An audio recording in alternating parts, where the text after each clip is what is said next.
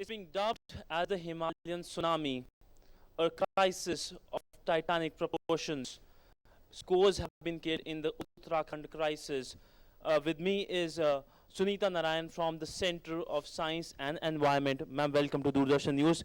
Ma'am, first thing first, ma'am, everyone's mind, this question is raging.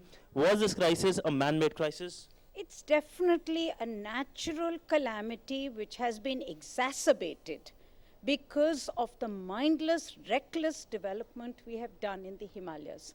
So in that sense, it is a man-made crisis. The other fact is that it is a man-made crisis because it has direct links to climate change. We are beginning to see intensification of extreme rainfall events, which is what we saw here. And we know climate change is related to what we have done in terms of our emissions. Ma'am, can the crisis be reduced if people there would have adhered to the laws and regulations which are present there? Well, two things need to be done. One, local people definitely need to adhere to the laws and the regulations. You would have seen the images of houses collapsing. And the question that has been in all our minds is, why were the houses built at the river in the first place? There are laws that don't allow you to build at the river bank.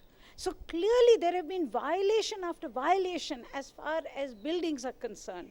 Talking about infrastructure, a number of dams have been built in that area, a number of rivers have seen construction of new dams. How much are dams responsible for the current destruction in that area? See, nobody will be able to tell you exactly how much. But let's be very clear. Building a dam requires blasting.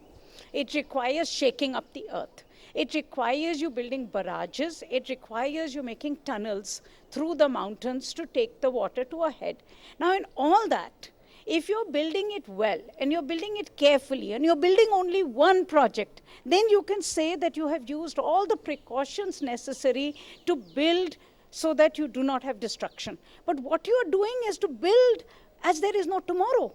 You're building dam after dam after dam, where one project doesn't end, another one starts. Going by that logic, there can't be any economic development in eco-sensitive areas. So we can't have blanket bans on economic development. What do you have to say on that? Absolutely, and I am totally against blanket bans. I do not think that you can today say we do not need any dams, we do not need any roads, we do not need any electricity.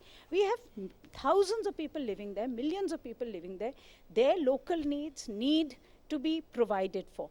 But what we are against is the kind of reckless growth that we have seen. My question still is, why do we need 70 dams?